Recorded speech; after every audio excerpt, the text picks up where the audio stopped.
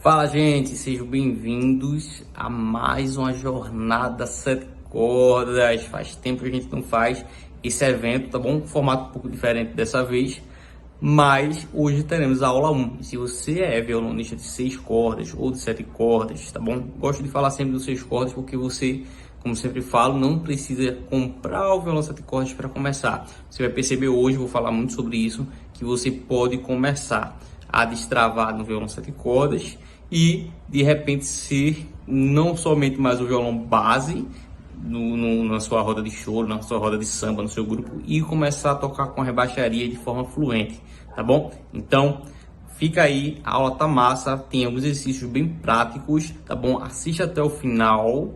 Assiste até o final, não pula, pega todas as informações, anota, tá bom? E é muito importante você estar no grupo do WhatsApp, tá bom? Se você ainda não está, entra no grupo do WhatsApp, o link tá aqui na descrição. Entra no grupo do WhatsApp porque lá vou passar mais informações, tá bom? E fazer algumas lives também para tirar dúvidas, ok? Então, vamos para a aula. Essa jornada sete cordas, para quem não conhece esse evento, acontece desde o ano passado, né? Sempre eu tô fazendo. Para quem é um pouquinho mais antigo, trazendo para cá um pouquinho. Para quem aqui é mais antigo no canal, já conhece, né? A gente já fez várias. Alguns estão começando agora aqui no canal, é a primeira vez, né? E o intuito é você sair tocando a música completa, com a baixaria do início ao final desse evento. E também descobrir uma forma de estudar o violão sete cordas. Existem várias formas, vários caminhos, mas aqui eu vou mostrar para vocês como eu passo para os meus alunos, né? Vou mostrar para vocês coisas que eu aprendi durante a vida e processo todo que eu desenvolvi nesse instrumento. Bom, então como eu estava falando, muita gente tem essa dificuldade de pegar a teoria. Talvez você já tenha até lido livros, métodos, né, tudo mais, e ainda não sabe como colocar em prática. Até já entendeu, a gente fez uma aula sexta-feira sobre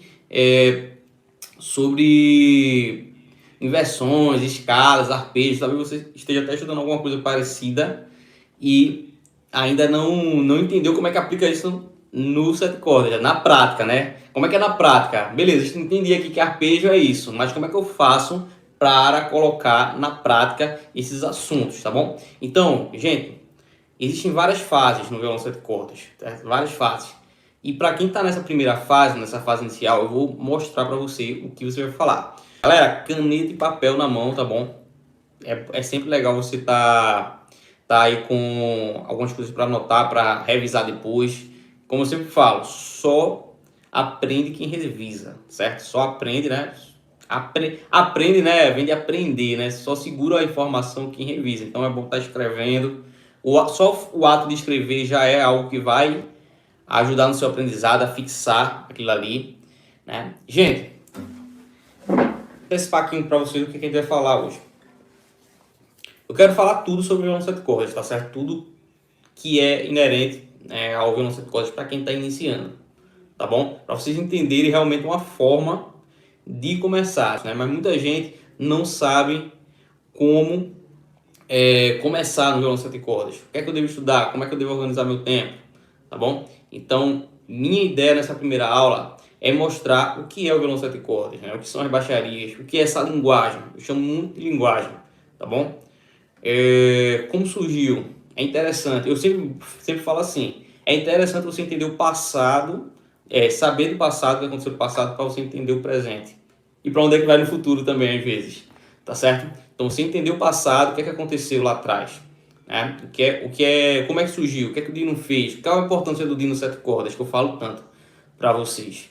Né? Então, é bom entender isso aí para depois você entender o que é que você está fazendo hoje. Eu vejo muita gente tocando de certa forma meio que errônea, assim, passando muito por cima dos cantores e tal, tudo mais, e vejo que é falta às vezes só de uma informação, de pegar a informação base lá atrás, tá certo?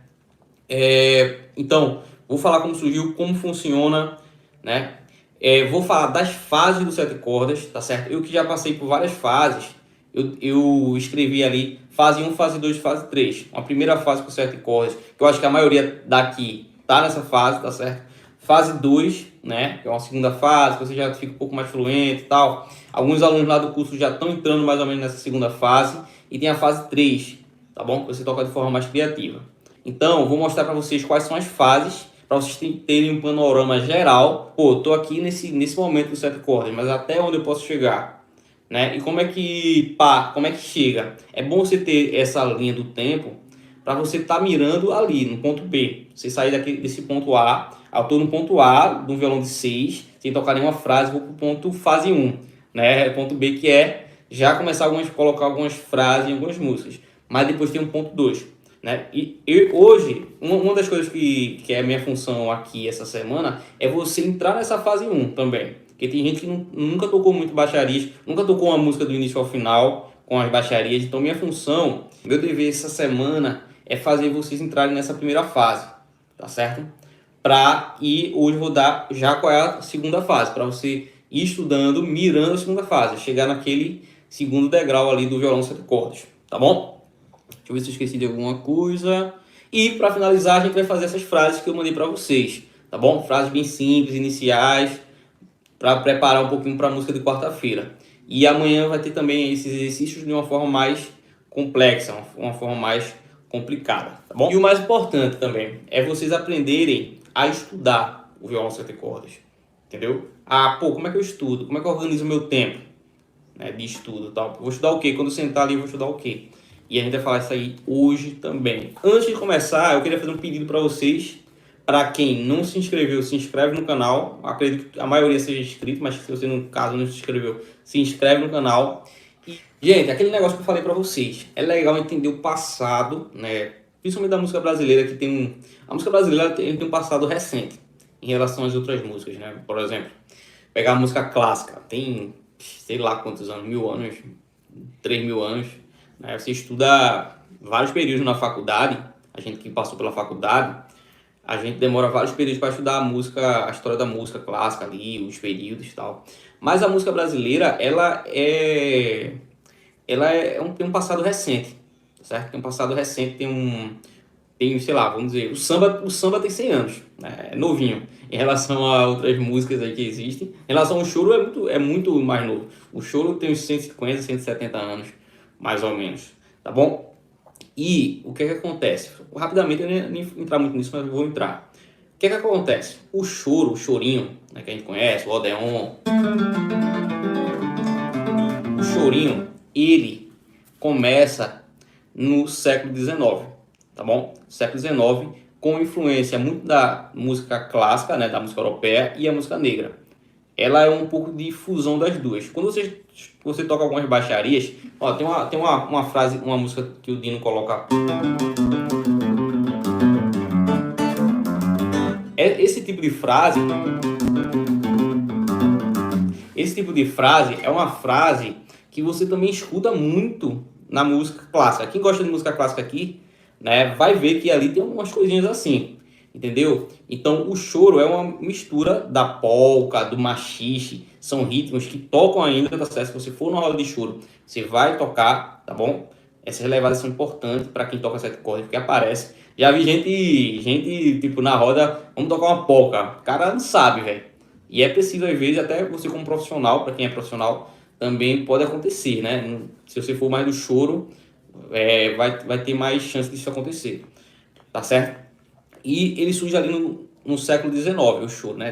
Tem uns caras lá naquela época, o Joaquim Calado, do Flor Amorosa, tem como é o nome dele? O Ernesto Nazaré, que é o do Odeon, a Chiquinha Gonzaga, tá certo? Depois vem no início do século XX, né?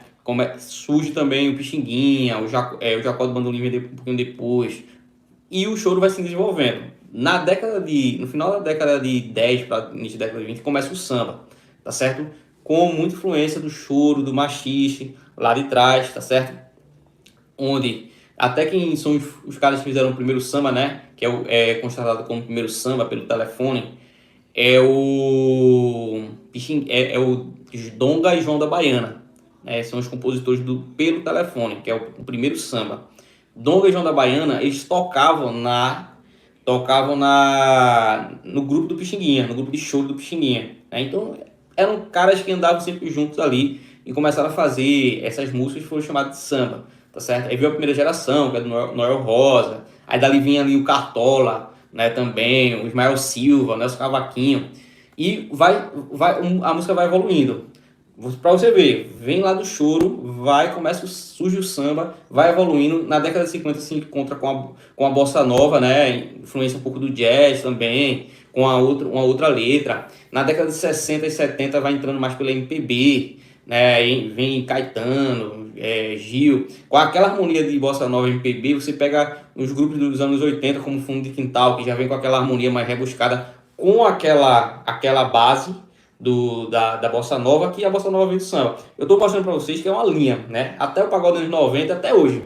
É uma linha lá de trás, que não é uma linha muito antiga assim, né? Aqui vem lá do choro até hoje, tá certo? E nesse meio, o violão, já existia o violão sete cordas, antes do Dino sete cordas, tá certo? Mas o violão ele foi fazendo muito o que o piano e outros instrumentos faziam como contracanto, tá certo? Para quem não sabe o que é contracanto, contracanto o próprio nome já diz, contra o canto. Canto a gente pode também chamar de melodia, né? Contra a melodia. Ele é feito quando a melodia não está sendo feita, tá certo? A gente vai falar um pouquinho mais daqui a pouco sobre isso, mas ele é feito quando está fazendo isso. Por exemplo, né? As notas não falam. Bate outra vez. Eu canto a melodia e faço a frase, ou seja, quando eu paro a melodia, contra a melodia vem uma frase, que é a frase de contracanto.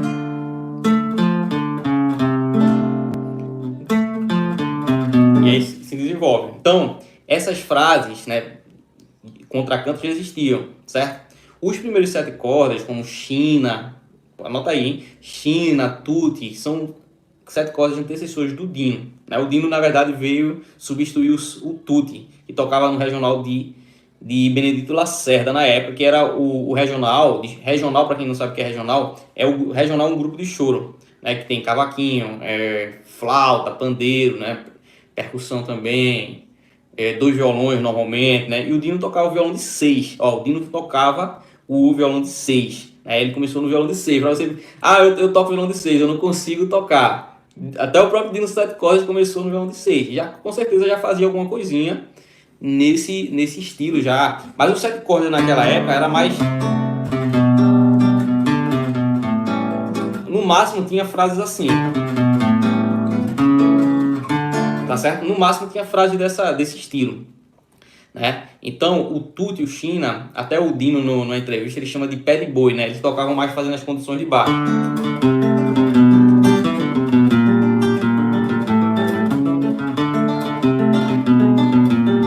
Mas nas condições, não tinha muita frase no qual o Dino veio fazer depois.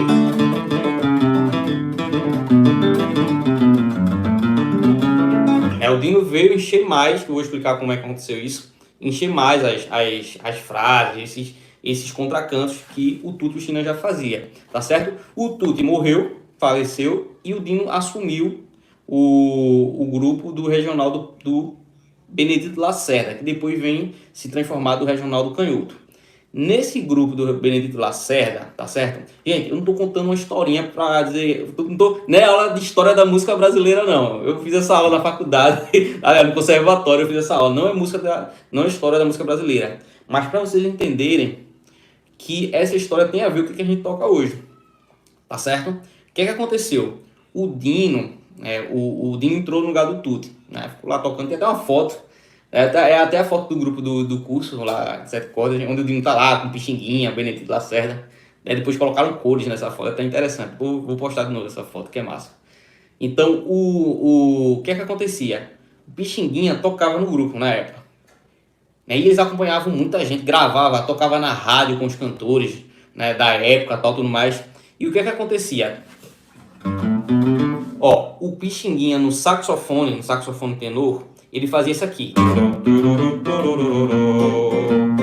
Fazia frases de contracanto para flauta, em contracanto a melodia da flauta.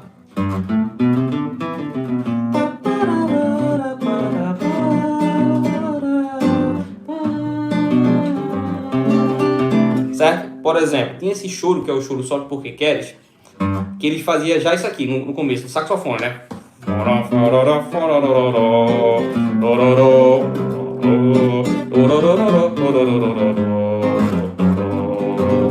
Ele já fazia umas frases, tá certo? E o Dino na base, né? Tá na base ali. O que é que acontece? Pixinguinha saiu do grupo. Saiu do grupo. E essas frases, elas são muito próximas da melodia. Se você tirar essas frases que o saxofone fazia, tá certo? A música não era a mesma. Então o que é que o Dino fez? Pô, vou ter que tirar todas essas frases aqui que o Pixinguinha fazia. Daí surge esse jeito de tocar. Tá certo, gente? É isso que eu quero passar para vocês entenderem como é que surgiu. O Dino, na entrevista lá, que eu mandei até para vocês já semana retrasada, ele fala sobre isso. Ele tinha muita ideia das flautas, da tuba, do saxofone, né? Do Pixinguinha também tem uma outra entrevista que ele fala. Não sei se é uma entrevista ou é um trabalho também de acadêmico que tem que falar sobre isso. Onde ele pegou essas frases e colocou as frases pro violão. Então, antes era...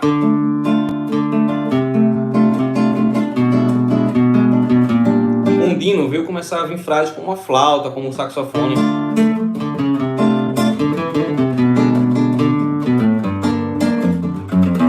Frases mais longas, com semicolcheia.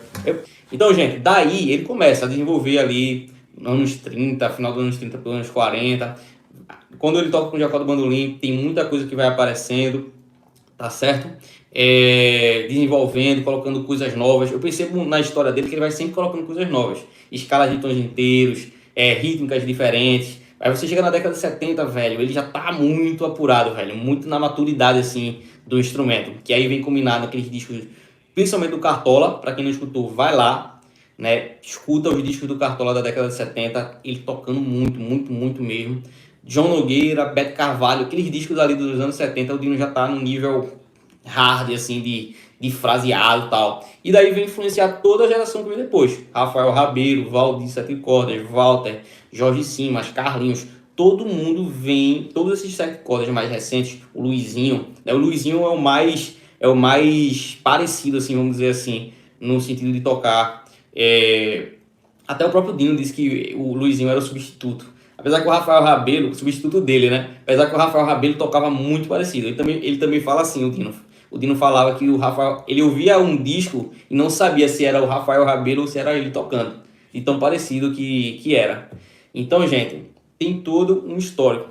É assim que surge, né, essa forma de tocar do violão sete cordas. É como contracantos e qualquer instrumento pode fazer isso. Eu falo muito que o violão seis cordas pode fazer isso, tá certo? Mas o cavaquinho pode, o bandolim faz muito, se você perceber os bandolinistas, o clarinete, qualquer instrumento ele faz, não sendo de percussão, mas qualquer instrumento que faz algum fraseado melódico, ele vai poder estar fazendo esse tipo de frase. No caso da gente, a gente vai estar fazendo aonde? Na região grave, tá certo? Na região grave, ok?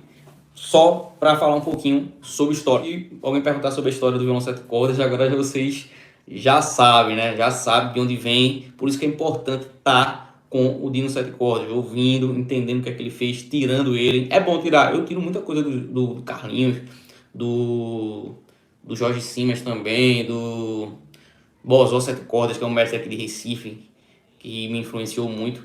Mas sempre com o pé lá no Dino, velho. Sempre com o pé lá no Dino. Show? Vamos embora? Todo mundo comigo aí? Eu anotei aqui a linguagem, né? Já falei até um pouco, mas eu vou falar mesmo assim. Gente, ó, a linguagem sete cordas. Quando eu falo linguagem, né, é como um idioma mesmo, como a gente fala aqui, tá certo? E eu acredito muito que música é isso, tá certo? Para vocês que estão iniciantes, às vezes olham caras tocando muito lá na frente, vocês veem alguns caras tocando lá na frente e tal, mas a música é muito uma linguagem, como se você estivesse aprendendo um idioma. Quando você vai aprendendo uma letra, você começa como? Aprendendo português, né? As primeiras palavras curtas, depois o bebê vai aprendendo palavras mais longas, e daí ele começa a falar com mais fluidez, algumas frases, a responder alguma pergunta, até chegar no momento que eu tô aqui, falando com vocês, e com certeza vocês falam, né? Conversam, alguns falam em público, tal, tudo mais. né? A música é a mesma coisa e o violão sete cordas não é diferente. Você vai aprendendo frases e depois você vai ter fluência, vai ganhar fluência nessas frases, tá bom? Essa é a forma de pensar. Eu já falei um pouquinho do que é o contracanto, né? As frases vão entrar, o momento certo de entrar é no momento de pausas, no momento que a melodia dá aquele espaço, né? O momento no geral, às vezes a gente passa por cima um pouquinho da melodia, mas tem que ver o contexto. Mas no geral, regra geral, a baixaria ela vai entrar no momento de pausa da melodia, tá certo? No momento que a melodia dá espaço em resposta, às vezes, à melodia, tá bom? Por exemplo, aqui.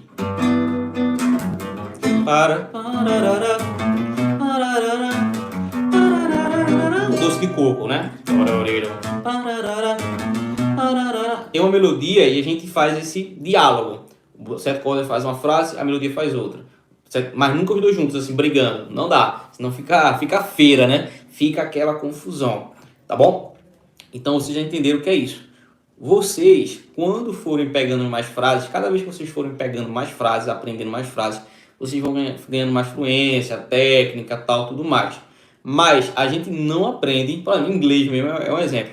Você não aprende inglês ou espanhol só pegando vocabulário. Vocabulário lá, pegar vocabulário aqui, vocabulário, as frases, não aprende. Você tem que estar falando, você tem que estar ouvindo, tá certo? Ou seja, você tem que estar vivenciando, você tem que estar na vida real ali, né, com uma pessoa conversando em inglês ou em espanhol, né? Você tem que estar conversando para você ganhar fluência, para você saber aplicar com fluência essas frases. Sete cordas é a mesma coisa. Você vai aprender 5 frases, mas como é que você vai pegar fluência nessas frases? Na vida real. E onde é a vida real dos sete cordas? As músicas. Você tem que aprender do início ao final aquelas frases contextualizadas. Porque quando você aprende a baixaria solta, você não tem contexto. Muita gente pergunta, pô, é bom aplicar na música. Na verdade, não é bom aplicar na música. É bom já pegar a frase, para vocês que estão no início, é bom já pegar a frase do dentro da música. Porque vocês vão pegar aquela frase ali num contexto melódico, num contexto rítmico, num contexto harmônico. Né? A gente fala muito do contexto harmônico, é de sol 7 para dó, mas também tem o contexto de melodia, se a melodia deu um espaço muito curtinho, a frase vai entrar mais curta, se ela deu uma mais longa, a gente vai fazer uma frase mais longa, e isso, matematicamente falando, assim, pela lógica, pô, eu vou aqui, vou colocar essa frase nesse tempo, vou usar 8 notas nesse espaço de 12 notas. Não, isso não funciona, né? Tem os caras aí que são do curso e já sabem. Eles vão aprendendo as músicas e eles vão vendo que aos poucos eles vão colocando essas frases, aplicando essas frases em outras músicas de forma natural, de forma automática. Tá certo? Então, gente, por isso que eu chamo de linguagem sete cordas. Vocês vão aprendendo essas frases, se possível na música, né? O mais interessante é na música, como eu já falei para vocês. Não quer dizer que você não possa pegar uma dica e tirar as frases, pode. Mas você pegando na música e depois que estudar, tocando junto ali, tocando junto com a gravação, é uma outra coisa, é um outro nível. Parece que a frase vai entrando, e você daqui a pouco tá fazendo a frase, e você... Feito um aluno outro dia falou pra mim, pô, Isaac, eu fiz uma frase ali, e eu tava numa música lá no grupo, e a frase saiu ali sozinha. É justamente isso. Eu não tô pensando aqui, quando eu tô falando com vocês, frase por frase que vou falar. Sílaba por sílaba, letra por letra. Não. Sai. Eu penso e sai. Mesma coisa o violão sete cordas. Quanto mais músicas vocês fazem, do início ao final com as frases, depois tocando com a gravação e tocando várias vezes, faz uma primeira, faz uma segunda, faz uma terceira, mais fluência vocês vão ganhar e mais domínio da linguagem vocês vão ganhar. Tá bom? Então, o grande segredo é esse. Pelo menos no meu processo, e no processo que eu vim pesquisando durante muitos anos. Né? E não só o meu, mas como de grandes sete cordas eu percebi isso. Vai lá esqueci o nome dele agora. Fernando César. Pergunta ele como é que ele estudou. Irmão, ele estudou. O pai dele colocava lá, ele e o Hamilton de Holanda, né? Ele é irmão do Hamilton de Holanda. Toda semana eles pegavam uma música nova. Toda semana pegava, ficava passando lá, ensaiava. Semana que vem, outra música. Semana que vem, outra música. Eles aprenderam com músicas. Então, interessante e até mais gostoso você aprender dessa forma, tá certo? É um caminho, existem vários caminhos, existem. Esse é o caminho que eu passei e que eu passo para os meus alunos. E vem dando certo. Cada vez mais tem gente, vocês veem aí no Instagram, no Facebook, cada vez mais a galera vai chegando, vai tocando, tem gente que tá tocando em grupo, né? Tem gente que tá sendo chamado para gravar até, inclusive. Tem alunos que estão sendo chamados para fazer gravação nesse processo, tá bom? Eu vou falar agora sobre as fases do sete cordas e para você descobrir em que fase você está. E só para fechar esse assunto aqui, tem um aluno lá, né, o Edson, né, que assim, tem muita gente que tem aquela coisa da idade, né? Pô, eu já toco violão há 30 anos, velho. Será que eu consigo? Será que eu consigo tocar os sete cordas, né? O Edson é um exemplo disso. É um negócio que eu falo muito lá no curso, a galera sabe. Sem pressa e sem pausa. Você tem que ir devagarinho, devagarinho, mas aos poucos você vai fazendo, né? Ele fez já 2 músicas lá no curso, mas ele teve doente, aí volta. Tem que sempre parar, tem a vida que vai sempre parar você. Mas se você for constantemente, consistência, persistência, você vai conseguir aprender essa linguagem, a linguagem de sete cordas. Tá bom? Vamos ver aí como é que tá a turma. Show de bola, vamos embora. Galera, depois de um tempo eu dividi em 3 partes as fases do violão sete cordas, tá certo? Que foram 3 fases que eu passei, tá certo? 3 fases que eu passei que eu comecei aqui, aí depois eu tava tocando assim, depois de um tempo agora eu tô tocando assim, tá certo? Aí você vai identificar aí em que fase você tá. Vou perguntar, que fase você tá? Aí você escreve aí para eu saber a fase de vocês, tá bom? Ó, tem essa primeira fase, a fase inicial, é mais ou menos o que vocês estão vivenciando. Estão passando ali vindo do cavaquinho, ou vindo do violão de 6, ou já tem um violão de 7, já comprou, mas ainda não sabe. Tá tocando as primeiras baixarias, ainda toca poucas músicas, né? Ainda tocam poucas músicas, tocando as baixarias mesmo, do início ao final, tá certo? Então, essa é a primeira fase. Depois de um tempo fazendo isso, como alguns alunos eu falei para vocês, a gente tem a segunda fase, tá certo? Segunda fase do violão sete cordas, que é o que está acontecendo com o Edmond, por exemplo, o Thiago. Eles estão começando a aplicar aquelas frases que eles conhecem numa música em outra música. Quando você começa a fazer isso, você já se coloca na segunda fase, tá certo? Você já está começando a falar, a tocar de forma natural, a ganhar fluência, tá bom? Então tem a primeira fase inicial, tá conhecendo as baixarias, as músicas, e tem essa segunda fase, onde você já vai estar começando a aplicar essas frases em outras músicas, tá certo? E cada vez mais vai ampliando o repertório de frases e vai começando a aplicar, tá bom? Então você vai estar tocando ali a primeira vez uma música de um jeito, na segunda já vem tocando de uma outra forma, porque conhece muita frase naquela tonalidade. E tem a terceira fase. A terceira fase, tá certo? A terceira fase é o seguinte: você vai estar tocando de forma já criativa. Ou seja, você não vai ficar, pô, essa frase aqui vai ser nesse momento. Não, você vai tocar a frase que vinha na sua cabeça. Aí já é o terceiro nível. E a ideia que você está entrando aqui no 1, né? Mesmo que pareça longe, mas a ideia é você chegar nesse 3. Mas no 3 você tem que passar pelo 2. Ninguém pula do primeiro pro 3. Tem que passar pelo 2. Eu mesmo toco assim, por exemplo. Vamos ver aqui.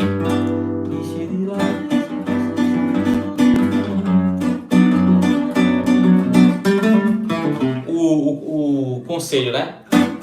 Eu vou tocar aqui uma vez, vou tocar assim.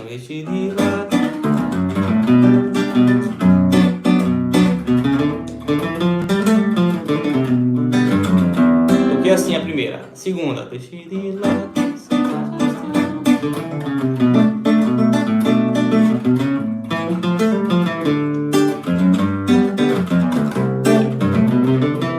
Já toquei de outra forma. Outra forma que eu vou tocar.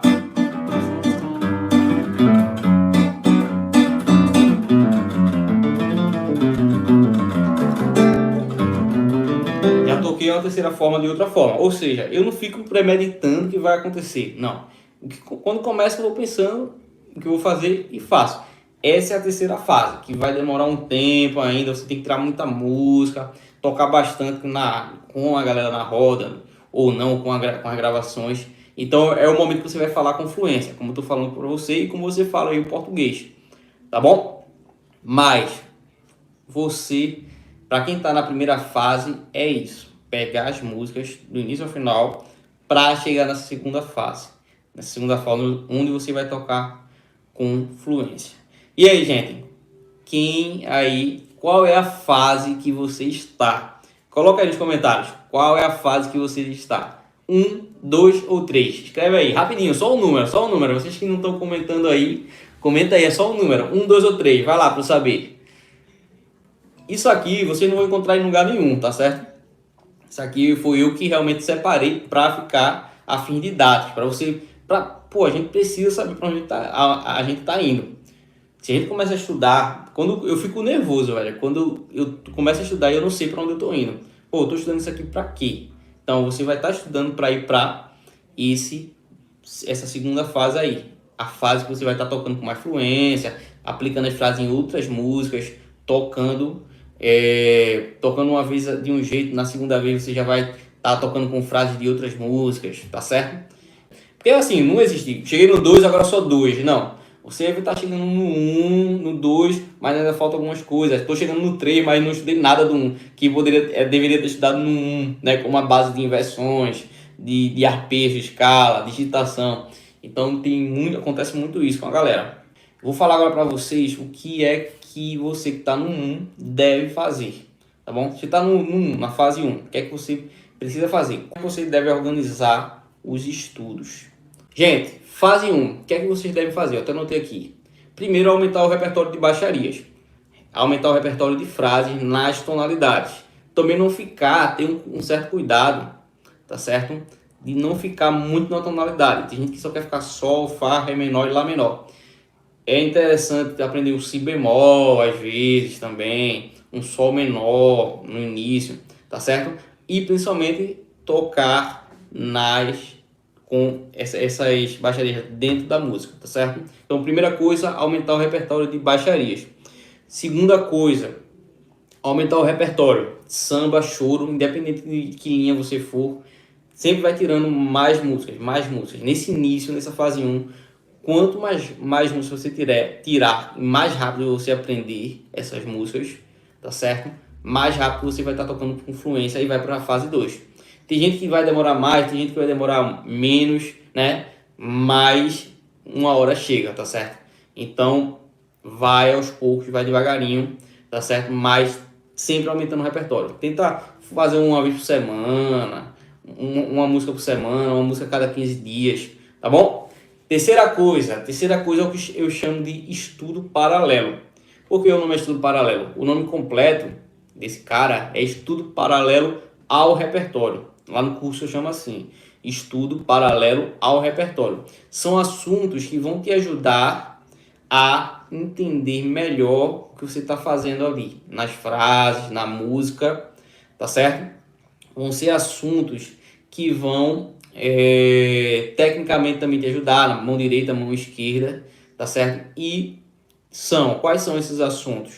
Levadas, você saber as levadas, saber mais de uma levada de samba. Quem é de choro saber polca, machixe, valsa, baião, frevo.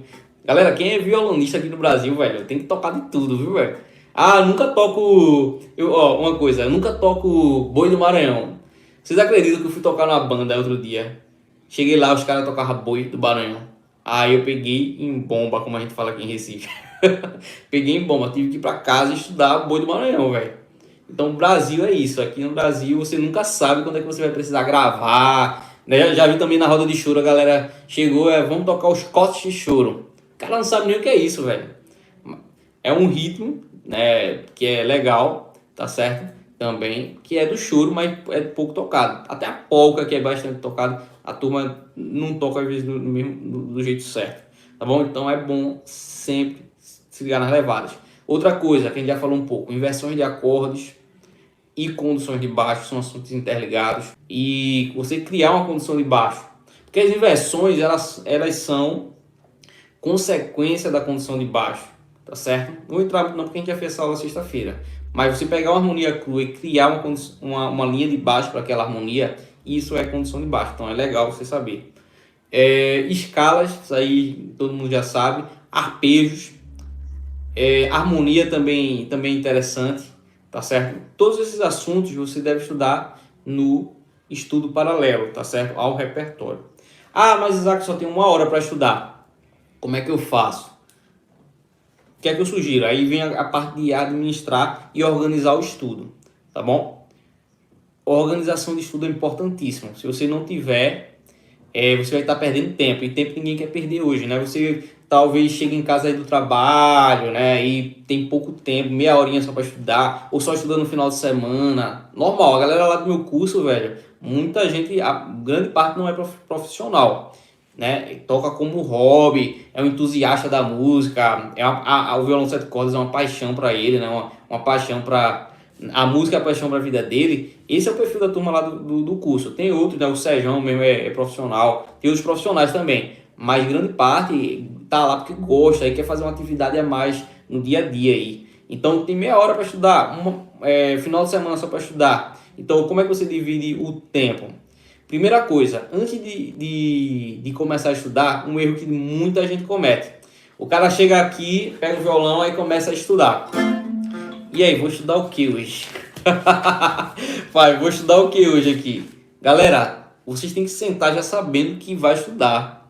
Vocês não podem, sentei aqui e vou decidir o que eu vou estudar. Não, vocês têm que ter um cronograma. Eu estudo só terças, quintas e sábados.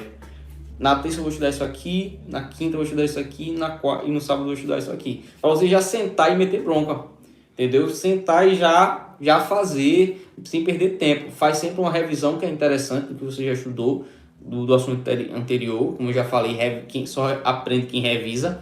E vai para cima, velho. Vai para cima do que você colocou ali no seu cronograma. Não senta e fica... Vou estudar hoje... Aí sabe o que acaba acontecendo? Eu vou estudar hoje... Deixa eu ver aqui o que eu vou estudar hoje.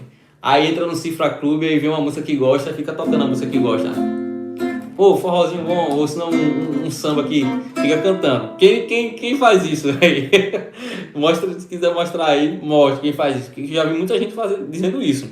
Eu sento para estudar e aparece uma música lá e eu fico cantando. Gente, isso não é estudar. Estudar é você pegar coisa nova, você está se desafiando sempre, né? Partindo para alguma coisa que vai sair da zona de conforto seu, né? Vocês estudarem, para quem está aqui até agora, essa turma aqui, 18 pessoas, 19 agora, estão aqui por quê? Por que vocês estão aqui? Porque vocês estão saindo da zona de conforto de só tocar base para ir para o violão sete cordas, que é mais complexo por conta das frases de digitação e tudo mais, e faz a frase difícil, tá certo?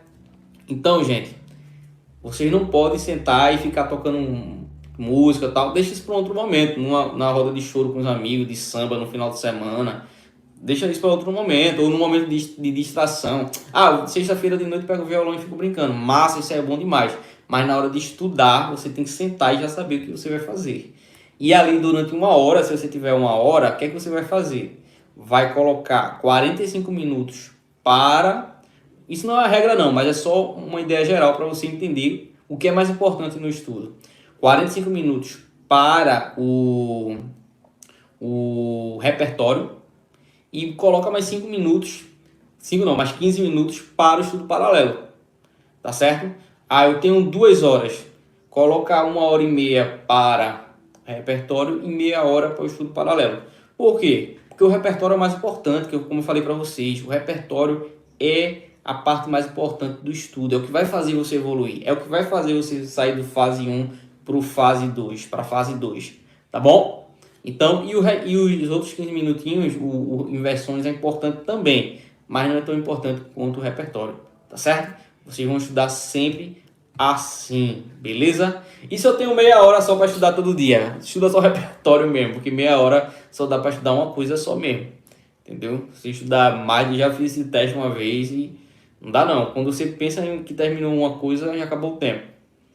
O primeiro exercício, lembrando que esses exercícios só serão feitos nos quadrados, tá certo? Quadrado Dó maior. Amanhã eu vou fazer em outras tonalidades, mas esses primeiros vão ser feitos só no quadrado de Dó maior. Eu vou deixar opcional a levada, tá certo? Para vocês, tá certo? Quem quiser fazer a levada de choro, faz a levada de choro. Quem quiser fazer a levada de samba, você já está acostumado. Pode fazer a levada de samba que você já está acostumado, tá bom? E quem quiser fazer essa levada de samba aqui, bossa nova, quem tá muito na fase 1 mesmo, tá entrando agora nas frases, e quer fazer o de samba, eu sugiro fazer ou de choro, tchá, tchá, ou esse daqui mais bossa nova, porque na hora de fazer a frase vai complicar menos, tá bom? Se você já for um pouquinho mais adiantado, aí faz a levada que você já está acostumado. Vou fazer uma vez de choro, com choro, e outra vez com samba fácil, tá certo? Só pra gente ver aqui os acordes. Começando do Dó, 3, 4, e Dó, Lá 7, Ré menor, Sol 7, Dó. Ok? Então choro, cada compasso, cada divisãozinha dessa, para quem não sabe ler partitura, já vai pegando as primeiras aulas de leitura. Cada barrinha dessa são compassos, são chamados compassos. É a divisão que a música é feita, né? Certo? A música tem uma divisão regular, são chamados de compassos, tá bom? Então, ó, o choro vai ser 1, 2 para cada um. 1, 2. Pro samba vai ficar assim.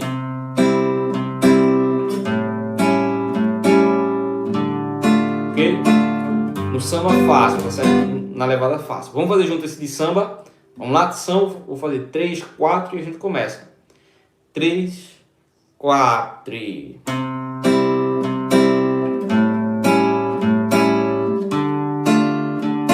Sol 7, Dó. Turma, vamos lá. Primeira frase, primeira parte aqui são bem simples, bem quadradinhos. Porém, tem muita gente nessa frase simples se quebra. Eu vou dizer por que depois. Mas, vamos lá. Ó. Primeira frase, frase de Dó para Lá 7. Essa frase vai ser só isso aqui. Ok? Dó, Si, Lá. Si natural, Lá. Ok? Só isso. Vamos fazer isso aqui? 3, 4 e... Uma levada, frase. Dó, Si, Lá, frase. Do Lá 7 pro Ré menor vai ser Lá, Sol, Fá. Melhor fazer assim a digitação. Se liga na digitação também. Lá, Sol, Fá. Quando eu falo digitação, são os dedos, né? Que a gente tá colocando aqui em cada casa. Lá, Sol, Fá. Beleza? Do Lá 7 pro Sol. Lá, Sol, Fá. Do começo, vamos lá. Bem simples, né? Mas tem que ter cuidado para não correr nessas frases. Porque ele é quadradinho. Te, pá, peri, pá. Não é tá, tererá. Não. Tem gente que vai fazer assim. Não. É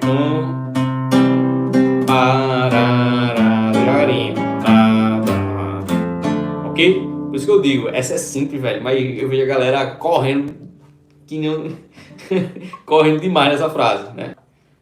Do Lá, do Dó até o Ré menor, certo? 3, 4 e... Dó, Si, Lá, Lá, Sol, Fá. Se eu tiver muito rápido, me fala. Ah, Isaac, é Ré menor o acorde, beleza? Por que tu chegasse no Fá? No Fá, por que tu chegasse no Fá? Então, o Fá, gente, é a terça de Ré menor, tá certo? Então, a terça é uma nota que a gente pode chegar no acorde. A inversão de acorde. Para quem não... Ré menor com baixo de Fá. Agora a gente vai pro Sol. Mas a gente vai pro Sol usando um cromatismo. Lembra que eu falei na aula de sexta que cromatismo faz muito parte das frases, das baixarias? Então, ó, Fá, Fá do Sol. Beleza? Tá legal, né? Então vamos pro começo. Vamos pegar daqui, né? Depois do Sol, a gente vai fazer Sol, Fá natural e Mi. Mi. Então a gente vai acabar no Dó com baixo de Mi. Beleza? Sol, Fá e Mi. Cheguei na terça do Mi. Ok? Sol, Fá, Mi. Show de bola? Então só o finalzinho aqui do Ré menor pro Fá. Vou pegar desse Ré menor pro Sol. Depois pro Dó. Ó. 3, 4. Fá, Fá. Lá, Sol, Mi. Sol, Fá, Mi. Bom, vamos lá, atenção, vamos fazer de tudo em 1, 3, 4 e... Lá, Sol, Fá. Cromatismo. Lá, Sol, Sol, Fá, Mi. Eu poderia ter feito Sol, Si, Dó, voltado pro Dó, mas aí eu fiz Sol, Fá, voltei pra terça, entendeu? É bom você pensar sempre em caminhos diferentes, né? Não ficar só no convencional, chegando na cabeça da nota, na tônica. Pensa em outros assuntos. Última vez aqui, quem tiver dúvida nesse, me fala, tá bom? 3, 4 e... Dó, Si, Lá, Sol, Fá, Fá, Fá, Sol, Fá. Vamos para a segunda frase. Vamos lá. Vamos para a segunda, o exercício 2. Do Dó para o Lá7. Ó, primeira frase. Lá, Lá sustenido. Ou Lá, Lá sustenido. Si, Dó, Dó sustenido. Cromatismo de novo. Escala cromática. Escala que contém somente semitons. A gente falou disso sexta. Lá, Lá sustenido. Si, Dó, Dó sustenido.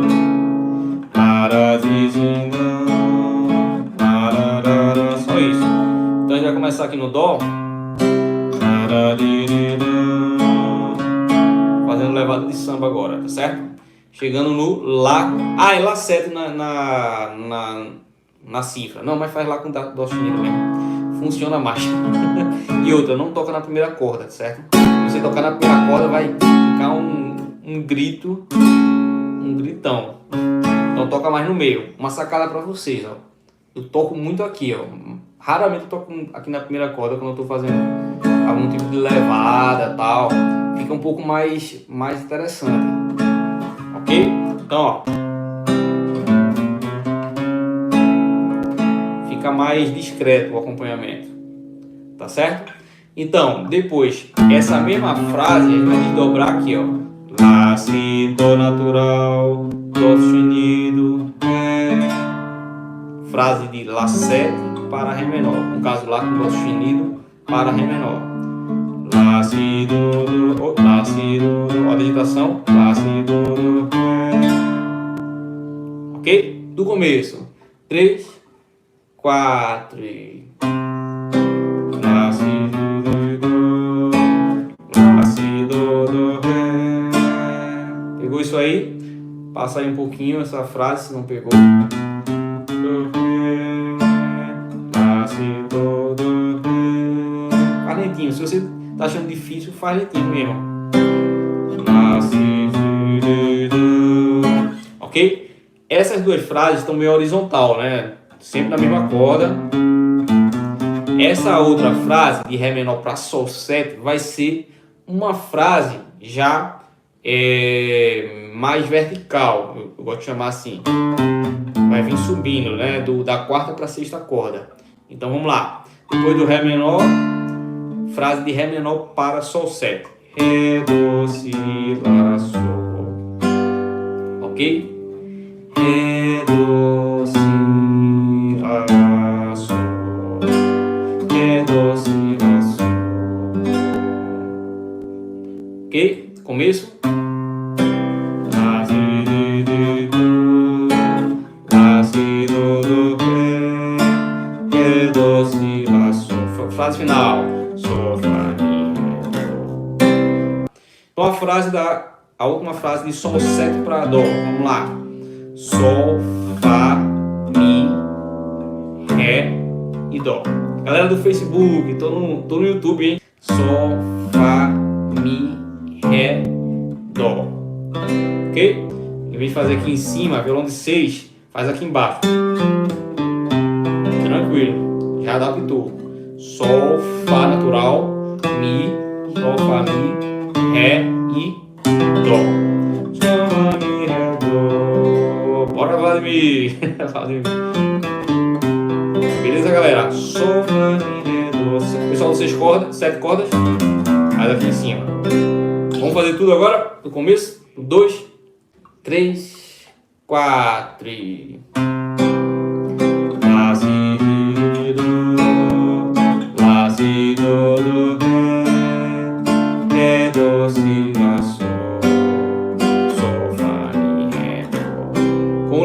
vir com levada de choro agora. Vamos com de samba. 3, 4, e... Lá, si, do, do, ré, do, si, lá, sol. Sol, fá, mi. Pessoal do violão 6, ó. Contemplei aqui o pessoal do violão 6 no final. Bora lá, vamos lá. Galera, agora vai vir a frase do 1. Quem me conhece há mais tempo já sabe, né? Já sabe essa história do 1. Que é o contratempo, tá certo? Vão ser frases feitas, construídas com contratempo. Tipo, a gente fez lá na 2. Não foi? Agora a gente vai fazer isso aqui. 1. Ok? Eu sugiro fazer com um ritmo de choro para começar. Depois a gente faz um de samba, tá certo? Porque esse 1 pode complicar para algumas pessoas. Gente, então, o que é que a gente vai fazer? No contratempo, para quem não lê partitura, dá uma olhadinha em cima, já vai conhecer a segunda coisa nova do dia. Para quem não lê, essa figurinha que está ali parecendo o F, a gente chama de pausa. A pausa é o silêncio, é a representação do silêncio da música.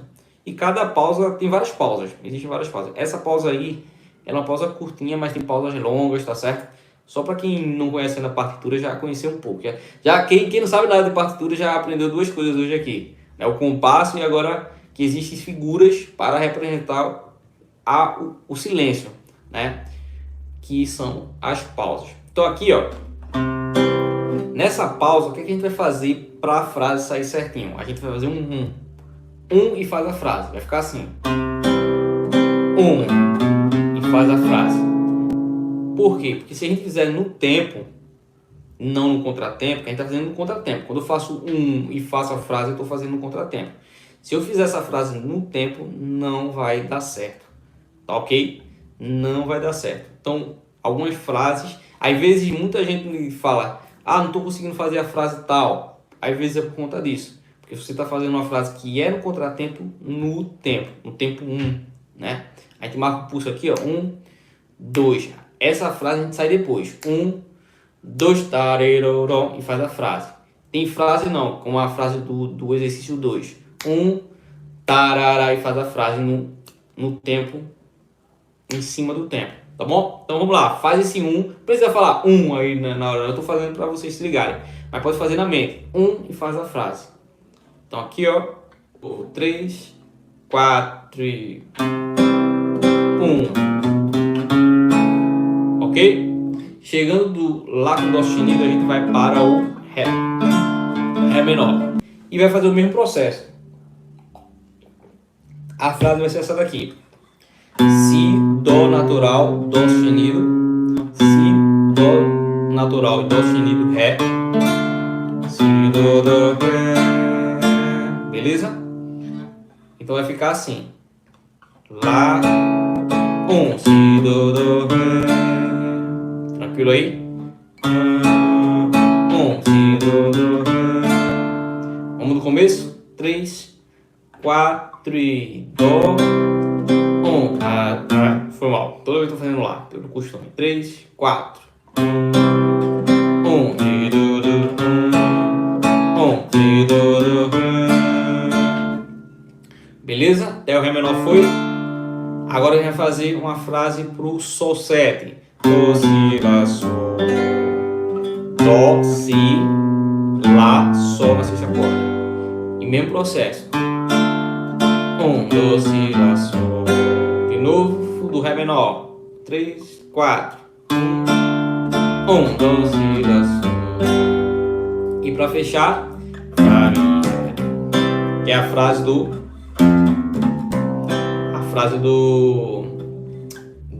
Sol 7 pro Dó. Fá, Mi, Ré, Dó. Pessoal do violão de 6. Fá, Mi, Ré, Dó. Fá, Mi, Ré, Dó. Vamos lá do Ré menor. 3. Vamos pegar do Ré menor, tá certo? 3, 4 e 1, Dó, Si, Lá, Sol. 1, Fá, Mi, Ré, Dó. Vamos do começo? Tá tranquilo aí? O Robson disse de boa. Vamos embora. Galera, se vocês perceberem, essas frases são as mesmas lá de cima, do 2. Sendo, o que é que eu fiz aqui? Eu eliminei a primeira e substituí pela pausa. Pode ver, é igualzinho, praticamente igualzinho. Eu eliminei só uma e substituí pela pausa. E virou o quê? Um contratempo. Beleza? Vamos lá. Deu 3 todinho com um bocado de 1 na frente aí. Vamos lá. 3, 4, 2, 1.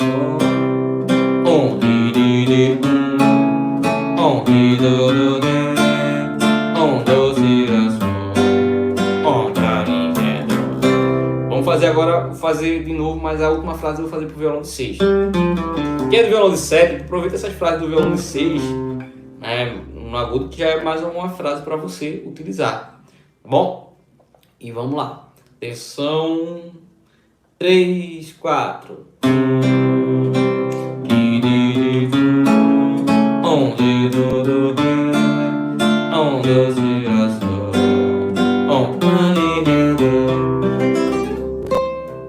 Vamos pro quarto exercício. O que é que eu fiz nesse quarto exercício? Eu misturei um pouco as frases dos outros. Tem uma frase nova ali, mas a maioria são frases dos outros lá, certo? Então, ou pelo menos parecido, né? Então, a primeira frase de Dó para Lá 7. Dó, Si, Lá. Uma coisa que eu esqueci de falar foi o seguinte: a gente tem que sempre estar preenchendo, tá certo? Nunca façam a frase só.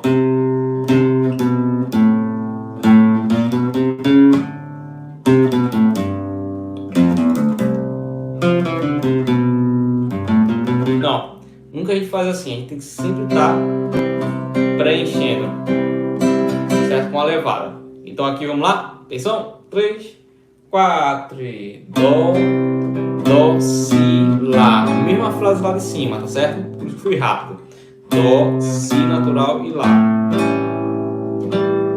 Lá. Agora eu coloquei o Lá natural, mas pode ser o Lá sustenido também. Aqui mal faz diferença. Se quiser fazer igual ao 2 que a gente fez lá no 2, pode fazer.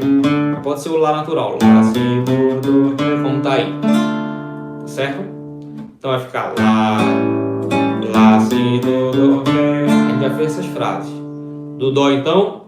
Dó, Si, Lá, Si, Do, Ré. 1, Dó, Si, Lá, Sol. Aí a gente vai fazer agora uma frase do 3, que tem um, 2, e faz a frase. Ok? Então vamos do Ré menor. 3, 4, 1, 2, Si, Lá, Sol, Sol, Fá. E mais uma frase agora do 2, que é o Sol, Fá, Mi, Ré, Dó. A gente fez essa frase aí lá no final do 2, né? Não é? Quem está no 6 pode fazer aqui. Então do começo agora, do 4, a gente pegar só mais um pedacinho. 3, 4, 1, Dó, Si, Lá, Lá, Si, Do, Ré. 1, Dó, Si, Lá, Sol, Sol, Fá, Mi, Ré, Dó, Si, Lá, Sol. Aí agora vai vir uma frase nova nessa parte aí. Chegou no Dó, Dó, Fá, Mi, Ré, Dó, Si, Lá, Sol. Aí vai fazer essa frase aí. Dó, Fá, Mi, Ré, Dó, Si, Lá, Sol. Certo? Ele é bem rapidinho. Chegou no Dó, dá só um toquinho aqui na mão direita, dá uma puxada e já faz a frase. Fá, Mi, Ré, Dó, Si, Lá, Sol. Certo? Fá, Mi, Ré, Dó, Si, Lá, Sol. Fá, Mi, Ré, Dó, Si, Lá, Sol. Sol, Fá. E era para ir pro Dó, pro Mi. Tá certo? Apaguem esse Dózão e coloquem o Mi. Era para ir pro Mi, ó. Sol, Fá. Fica estranho, né? Sol, Fá, Mi. Ok? Então final. Fá, Mi, Ré, Dó, Si, Lá, Sol. Sol, Fá, Mi. Ok? Vamos fazer junto? Atenção, Sol final do Dó. 3, 4. Fá, Mi, Ré, Dó, Si, Lá, Sol.